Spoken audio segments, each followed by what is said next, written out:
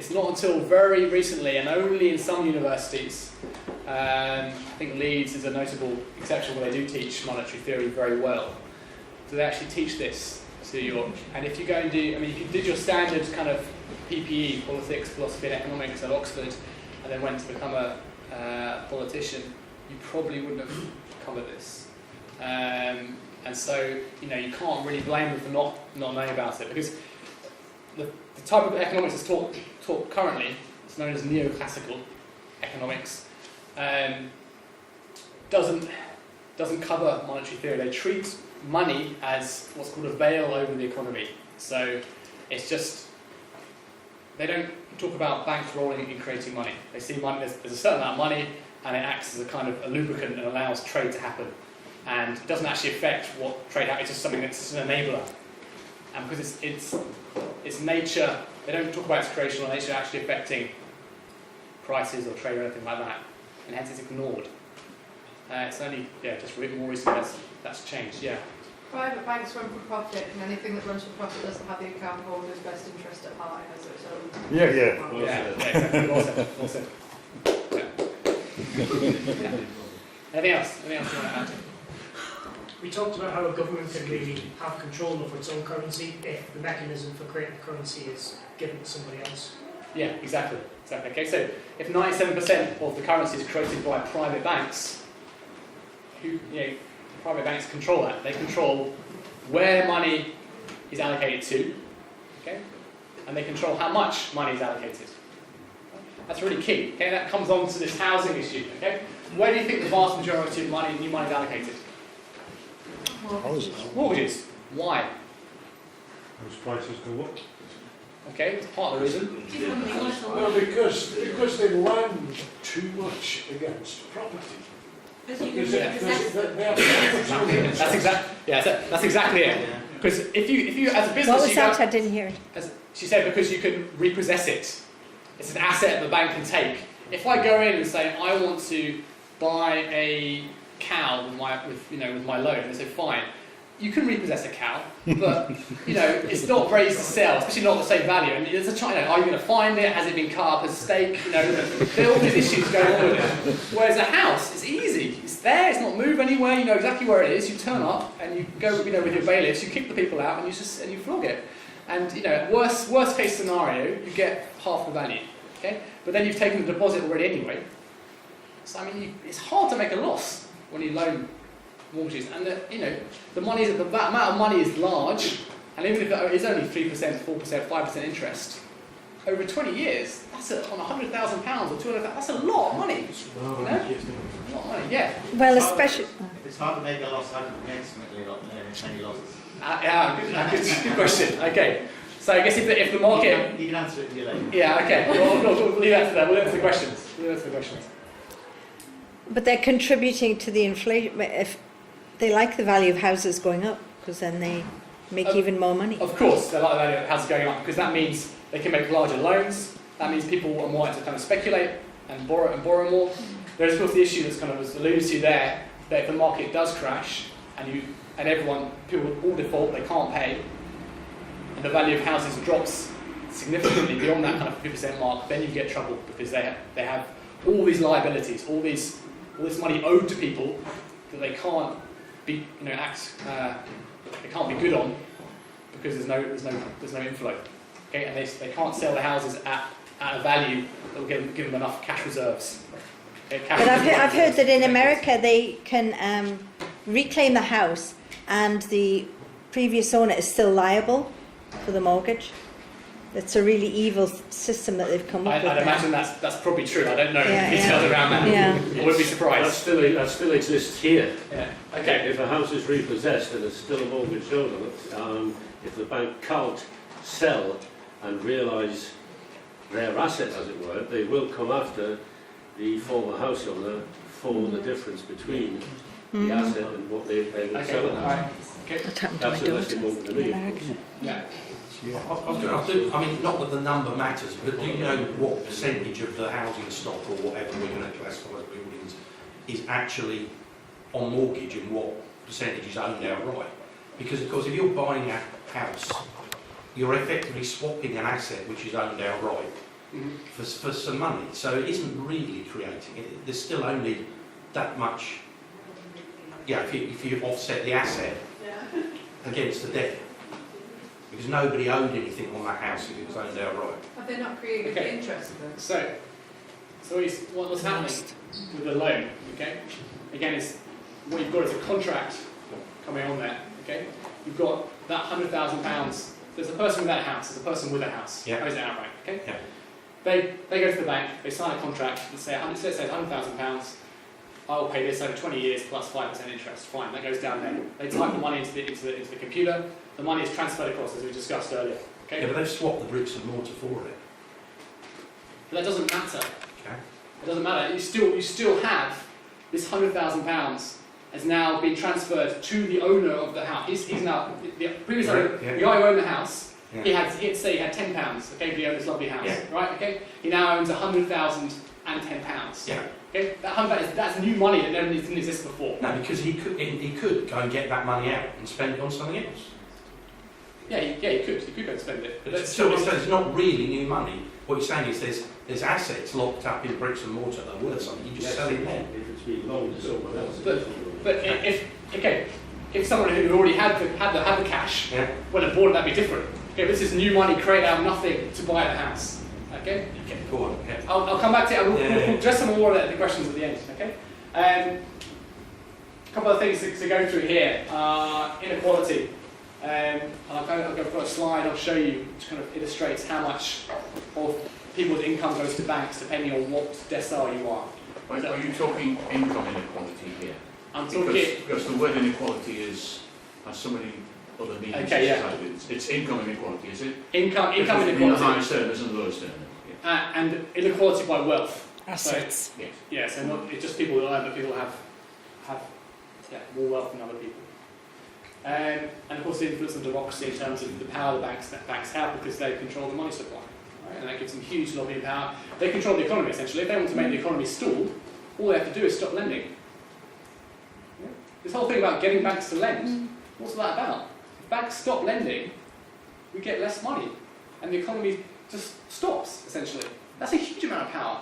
Even if you take away the whole £90 million spent on actual lobbyists going into Parliament and saying, let's do this, or let's write this law, or here's a law we've written which is really good, do you want to pass it, that kind of stuff. How would that happen other than through direct collusion with other banks? Because obviously there's more than just one bank. That's true, that's true. And I know you said that's if true. one bank stops lending, others will follow, but how does that start? Yeah, true, okay, so that requires a bit more kind of conspiracy, okay, I'm not going to go down that line, okay, but you're right against that, but I mean, as a group, I mean, they are represented by a single person in the House of Parliament who kind of represents the City of London. So there is an element of they do work together. Yeah, the Rembrandts. So they do work together to some degree. Okay? But the central bank also requires banks to hold more in reserves, which means that it cramps their style in terms of lending. So that's one of the reasons why the central bank. That's one of the reasons how the central bank actually does control. Yeah. Okay. So yeah, there's things called reserve requirements. However, in the UK, there still is no official reserve requirement. They're all recommendations. Okay, so in the US, as I understand it, I think it's about 10% or 12.5% is a requirement, whereas in this country there is no requirement. There's recommendations based on something called the Basel Agreements. Again, this is too much detail, but it's moral pressure. These are the stress tests. Yeah. I'll drop my pointer. Okay, so this is what I've been talking about, I've been alluding to some of the rules. So more money equals more debt, all right? Because that's how we create our money supply, through lending. All right, less debt, you get less money. Okay, and we want to have less debt and more money. Okay, if you listen to David Cameron, he tells us we need to pay down our debts. But if we all did that, for a start, we couldn't actually do that because there'd be zero, there'd be minus. Okay, we can't physically all pay down our debts. There isn't enough money circulating. And I understand it gets complicated because some of them cancel. But even go that, there's not enough money to pay down our debts. All right. So this guy here, I'm not going to ask anyone who he is because you probably don't know. And they say, oh, we've got that on it. Okay, so Sam knows he is. Lord Adair Turner, former chairman of the Financial Services Authority. This is a speech to the staff from the Reserve Bank. And this is this is a pretty key point, because there's lots of different explanations for the financial crash, but rarely do people in the mainstream media touch on the issue of money creation as one of them. But it's absolutely fundamental to the crash. Wouldn't have happened without this situation where banks can create money from nothing. Okay, this is just just to illustrate money coming in. Some stats for the percent of income paid to banks by decile. All right, this is how it drives. Part of the way it drives inequality. I mean, housing is one of the main ways it drives inequality as well, because those who've got one house, okay, their house price goes up, and they think, oh yeah, that's great. But is it? Is it really? I mean, if you sell your house, you get that money. You want to buy another house, you have to pay all that money across, and probably a bit more for a slightly bigger house. And your mortgage is now larger, which means you're supposed to... Unless you move to different parts of the country. Unless you move from London to Newcastle, in which case, you're also okay, but if you stay in the same area, then you're looking at, you're paying more, your mortgage is higher, your disposable income goes down. Okay, so it's not, the fact that your house price has gone up, it's only good if you own two houses. Or if you've got some other, like you say, or if you plan to move to Newcastle, or some other part of the country that's got cheaper house prices. All right? Something, yeah. Okay. But this here just illustrates, generally at what percent of income people pay to the banks through kind of credit card loans and all the rest of it. Just asked on that previous one, why was there a peak at fifth, kind of bizarrely in the middle? That's a good question. I'm actually not sure. To be honest, I'll get back to you on that. They've got two houses and three credit cards, and they can... Maybe. There's a threshold for having two houses. Up to then you've only got one house. Yeah, maybe the mortgage starts to kick in after you get to that kind of level of wealth. I don't know. Is this in the UK? It's in the UK, yeah. Alright. So, I've talked about this already, but just to emphasise, programs control where new money is allocated and quantity in circulation. Debt is not a choice. Our means of exchange is rented. No, we borrow the money. So each token, someone is paying interest on that token we're using. Only 8% of new money is put into economically productive projects for the reasons we discussed. It's very difficult when you loan to a business to take something from that business if that business fails. Whereas if you loan money to somebody for a house, you just take the house. We have to insure the banks, as we've seen, and huge amounts of taxpayer money have gone to the banks as a result of the crash. There's also an environmental issue, which I might come on to a bit later. And loss of democracy because of the power these banks have. Right, so what do we do? So what have we done? The response in this country to the crash has been what's called QE, quantitative easing. All right? Now, this is sometimes not explained particularly well, it's oversimplified. Essentially what QE is the central bank, Bank of England, printing money, making money up, basically, typing numbers into a computer and it appearing, and then saying to the banking sector, we want to buy back bonds. Now, bonds are money that is loaned to the British government. Okay? So when the British government runs a deficit, i.e. spends more on public services than it has through taxes, then it needs to borrow to make up the difference. Right? And what quantitative easing does is it goes and buys those loans back, buys those bonds back from the market. So it says to the banks, we've got 100 billion available to buy back bonds. Please find some people who want to sell us bonds, and we'll give them the 100 billion. All right? So, not surprisingly, this money hasn't filtered down into the general economy, because people who hold large number of government bonds are generally not people who go and buy, cans of orange juice and apples and t-shirts and bicycles and things for the local economy. They're people who then go and reinvest that money in other financial products. And that's exactly what's happened. So with QE, we've seen a huge investment in the financial sector. Share prices have shot up, whole loads of other financial products have shot up in value. But very, very little, if any, has trickled down to help us out here. All right, so this is a former former governor of the Bank of England, Mervyn King, explained that when the banking system doesn't create the money, we've got to do it for them. Okay? That's what happened. They stopped lending. Money supply was going up. This is a way of getting money into the economy that ended up just being put not into the general economy, but into the financial economy. Just illustrating here what's going on.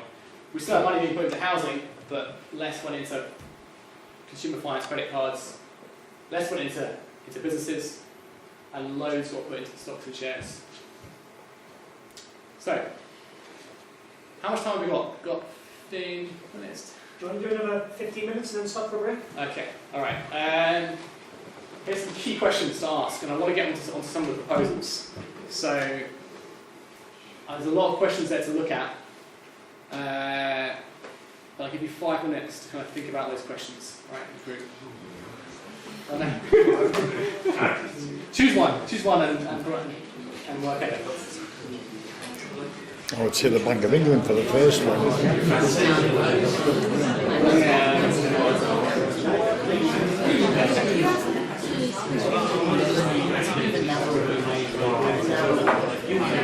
What parts of our fractional reserve banking system should we run? What's the fractional reserve banking system? No idea.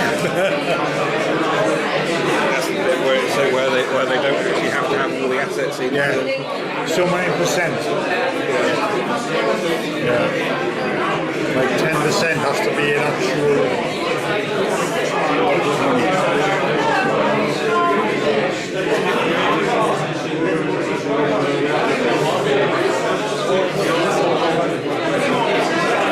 Gosh, I don't know the answer to any of these.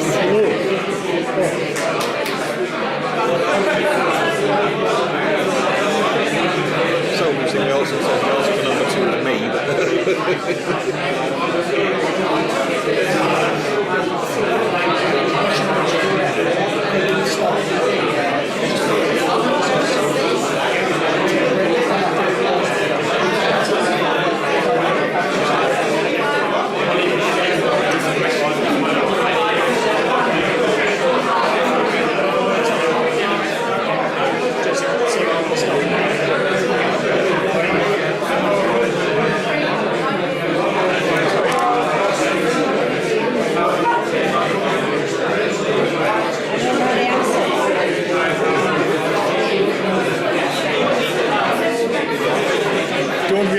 The question, so it makes it difficult to find out.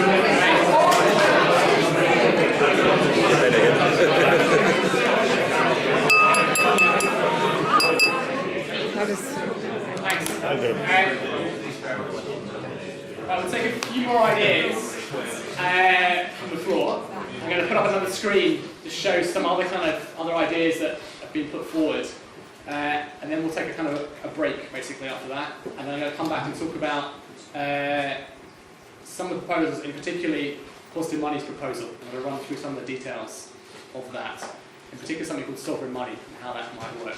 All right, and then we'll have a little space right at the end for some questions. Okay, so I understand these are very kind of difficult questions to answer after kind of thinking about them for 2 minutes with a kind of pint of beer.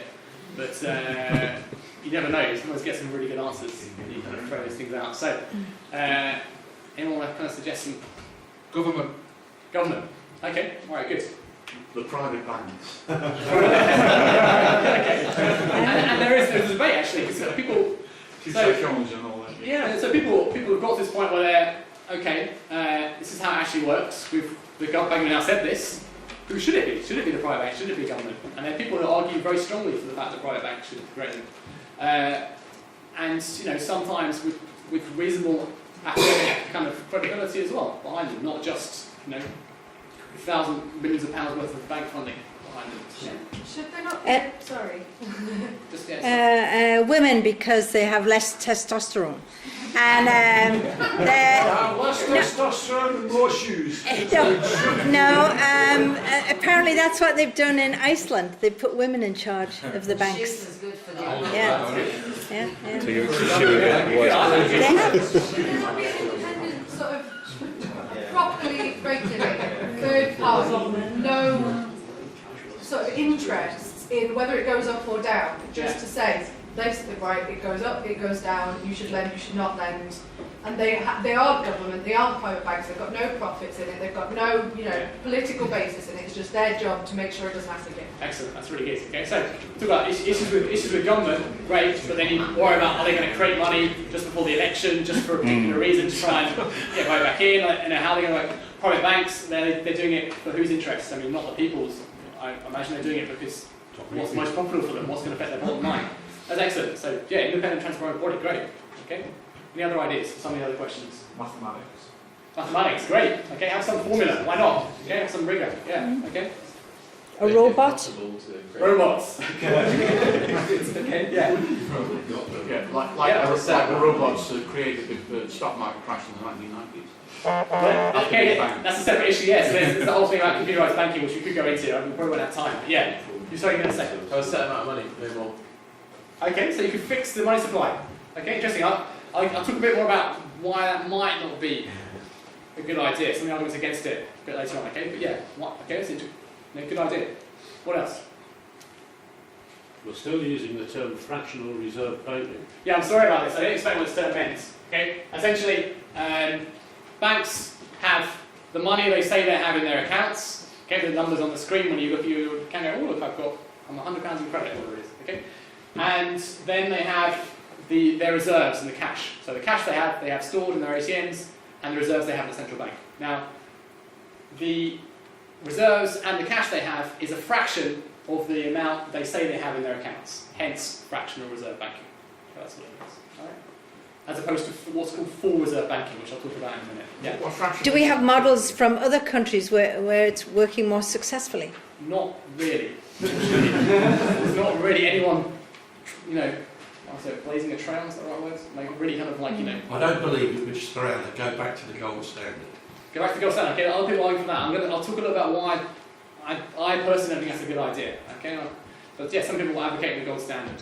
Okay, lots of interesting ideas there. It's good.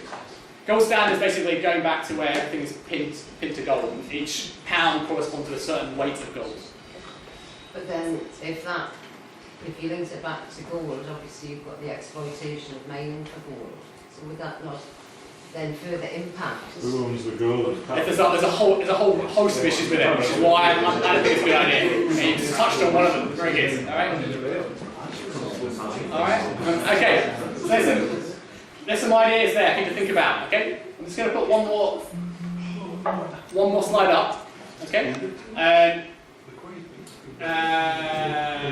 Which are these ideas here, okay? Now, these are some things that people have proposed, okay? And I'll talk a little bit about them after the break, but I want you guys to have a bit of a rest, get yourself another drink, go to the toilet, all that kind of stuff. we'll come back and I'll talk about positive money's proposal. We'll also touch on these things briefly. We have a bit of time for questions. All right, so just take 10 minutes. Is that all right? You all right? Yeah. Sam? So, what we're going to do is just have a quick 10-minute break, come back, and then we'll finish this off. We'll talk about some of the ideas. To be honest, I'm kind of glad that I'm not in charge of the economy, because I'll just have Maltesers on the NHS. But we'll talk about some serious ideas. And then if you've got any questions, keep those to the end, and then we'll take some time at the end and go through all your questions in a bit more depth than what we can do during the talk. Just came up, there's only me running this tonight, so if you could help me out just by taking your glasses downstairs, that would be greatly appreciated. And one more thing, we run these events for free for new people here. However, we do occasionally have to buy equipment, or we have to get trains and hotels for speakers if they're coming from afar. So if you have any money that you'd like to donate to us, we normally suggest £3 or whatever you can afford. If you can't afford anything tonight, that's absolutely fine. You can be here for free, we won't judge you. But if you can help us out in any way, there's a little box at the front here, just come and drop some money in. And also, if you're thinking about going to QED, just a reminder, come and speak to me as well, and I'll take some names. We might be able to organise a minibus. See you back in about 10 minutes. To what? I'm going home to my bedside. Manchester, the guy who runs Manchester Skeptics goes organising. So he's got like AC Whelan, Dr. Lucy Green. It's just basically this. I think I saw something in the email. What was the date? 26th. That's right. Enough people that maybe just try and get down the cheap. That's not Easter weekend. No, I think it's like the fall. Right, I'll see you again. Okay. Cheerio, Nathan. Cheerio, yeah. Yeah, take care. I'm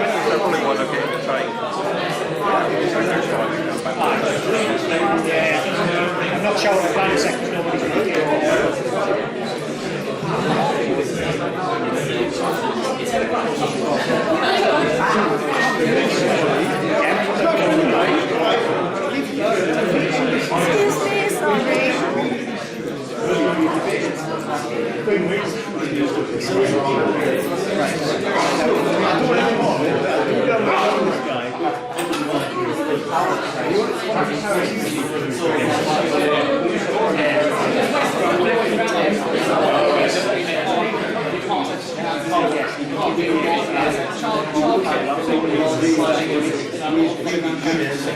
Excuse me, sorry.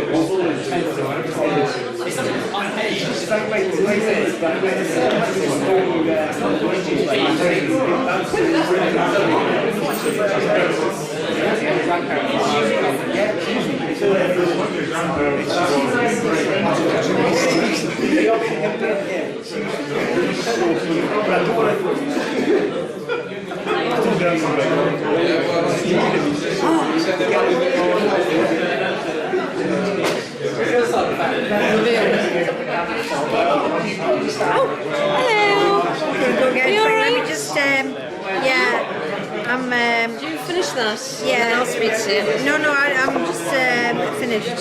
I was trying to get this climbing group going with Red Road. Climbing group. They're Are you going on the wall? The climbing wall, yeah. Are you doing it? I'm not doing it. No, I was getting. Have you ever done it?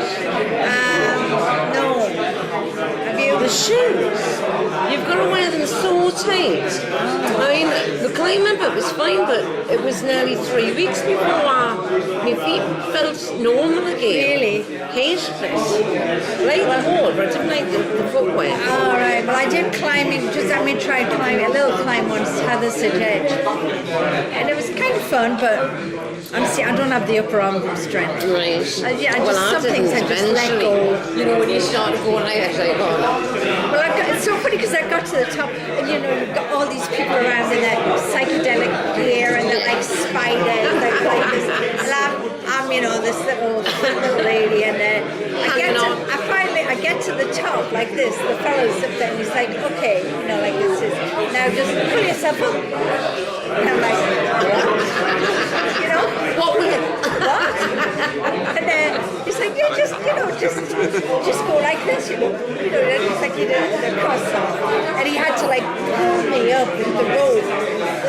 such an ungainly side trying to get my fat arse over the Never mind. spiders around me. So I just thought, some things you just have to let go. You do, yes. I need to get a I don't really mind. Yeah. Anyway, are you well? I'm grand, but I'm dying of thirst. You go and get a drink then. Yeah. You're welcome to sit here, everybody, with Brian's gone surprise. to guy who's sitting there has gone home. Oh, he's gone home? Yeah. Oh, my new friends may think I'm a band. I'll just get me back.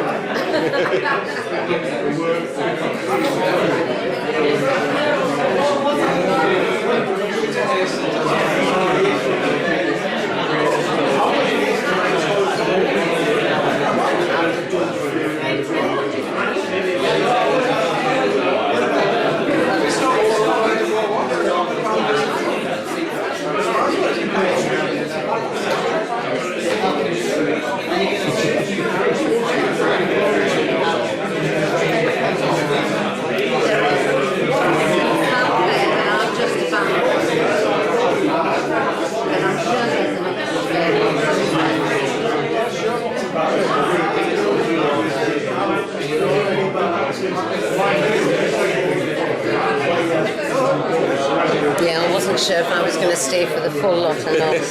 My other half's watching Chelsea. I said, well, depending on how it goes, I'll either see you for the second half of the Chelsea game or I'll see you at home. 0-0. Very exciting, yeah.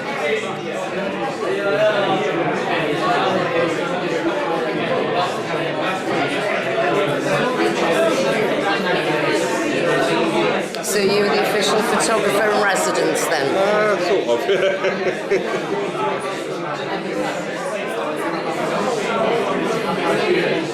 And do you know what a Brixton pound is?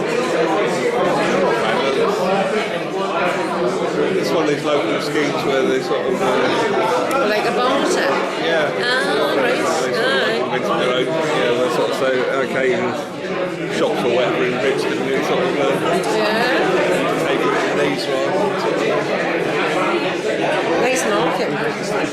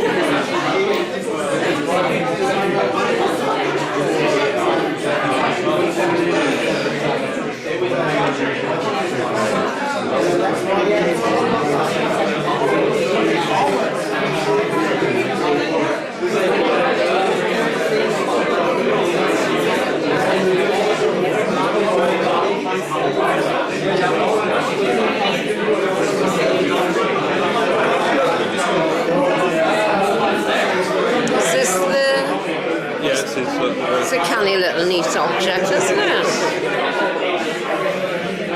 Smart.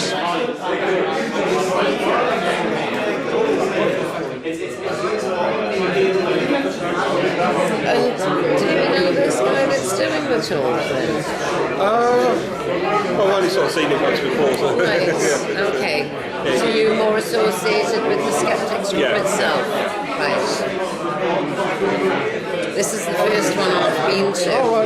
Leah sent me an email with the details about it. So I got off the bus and I walked down by St Nicholas's Cathedral, and these two guys stopped and asked me if I knew where the Premier Inn was at the Quayside. And then this other guy stopped to put his pennyworth in as well, as they do. And then I ended up walking down with this other guy, and he says, "Where are you going then? Are you walking in the gates?" And I went, "Oh, I'm going, yeah." He went, "Oh, the Skeptics night." He's a PhD student up at Newcastle University, and he comes to these. But he said he was too tired tonight. Yeah. So yes, he knew all about it anyway. So small world, isn't it? Yeah, well, Could have been going anywhere. This one guy's got a theory that there are only 500 real people in the world. Yeah. Which is why we keep bumping into each other all the time. Right. Everyone else is just a figment of our imagination. They're the Matrix. The rest of us are the ones that fell out of the Matrix. Say a lovely theory, well, how come none of us are Bill Gates? Would you want to be? It's like bloody Dr. No personified. I know. It's all right, I know that they say money can't buy happiness, but it gives you wonderful happiness. It's really nice, absolutely. And if you can't be happy when you've got money, well, there's seriously something wrong with you, and you should have it taken off you and give it to someone that can. And I know he does all of these good things and everything, but I still think he's a conniving corrupt little shit.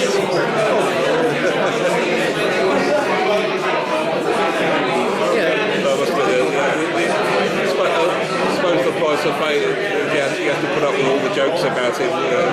Sure, he doesn't really mind. I started this one where Hugh Grant got in trouble with that cool girl called Divine. Yes. That's what Bill Gates decides he's got to have some of that, so he sort of fires at the afternoon and sort of the eyes back up and says, "Oh, now I see why they call you Divines." And she says, "Yeah, now I see why they call you the president of Microsoft." Nice one. I used to work for Newcastle City Libraries where we got all of the Microsoft computer suites in. And that was when you kind of think, this man's seriously, he's a doctor, no? Just missing his cat. Just seeing this. Taking over the world. I mean, for all of them in all the schools. Just really shoving out any competition. The worrying thing was one of those documentaries about one of the Royal Navy's nuclear submarines on patrol of Afghanistan or wherever. And the computer they're using to launch the missiles is Microsoft. We should be alright. They were the first computers they invented, wasn't it? The one thing you don't want the losing of death on is the computer in charge of launching nuclear missiles. Well, I read, years ago, I read some article whereby he collaborated with the American government so that there's a chip in every computer wherever it went in the world. So the Americans can spy on everyone. And look what's happened. So it might not have been that far-fetched. They were exporting them to Libya and Egypt and wouldn't put anything past anyone, to be honest. Noisy bunch.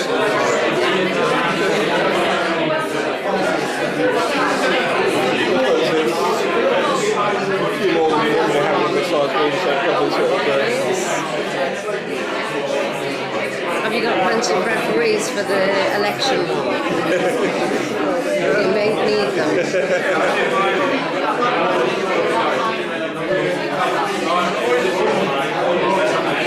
You've even got your own beer mat.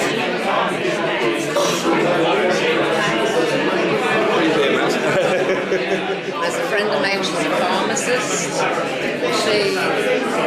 Are you separate from the healthy doors of Skeptics? Oh yeah, I think I met her, yeah. Haley. Haley, Haley, yeah. Cheers, she's fun, nice girl.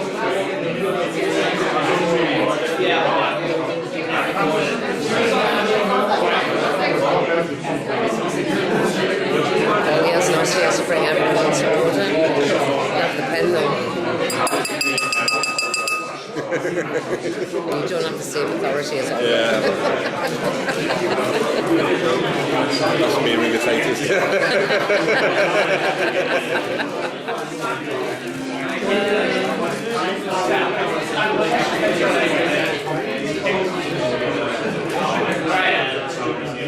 So hopefully lots of good discussion there. I'm going to run through some of these ideas just briefly, just to give you an idea of what's out there, what kind of concepts people have kind of come up with. And I'm going to spend a bit more time running through positive money proposals. I think I've looked at all these and I think that the positive money proposals are by far the best. These guys also have an excellent set of resources for learning about this and everything that's going on, not only nationally but also internationally with the money reform movement. Okay, so this is something that a guy called Steve Keen talks about, the first one. Money can only be created by private banks and loans to the productive economy. He also talks about the debt jubilee as well. So basically what that means is you have to loan existing money that people have put in. You can create it, but only if you're lending to businesses that are creating stuff. Okay. Which seems like a reasonable suggestion. So that's one idea. Okay.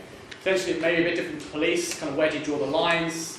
How do you make sure that that business really is doing something for a productive economy? There's certain difficulties there, perhaps. Debt jubilee. So Steve Keen says that we should do quantitative easing and give that to everybody. And that sounds great. And if you have any debts, then you have to use it to pay off your debts, first of all. If you don't have any debts, then you just get it and you can spend it on whatever you want. So that's also potentially quite a popular idea. It doesn't necessarily deal with, it's only one half of the problem. It doesn't address at all that section on its own, the banks creating money. Okay, so these two things have to kind of come together. Can I just do a little extension to that? Yes. When the crash occurred, all of the economies affected had an opportunity to go around and say, done. We'll make it disappear. Mm-hmm. But they didn't. They didn't know.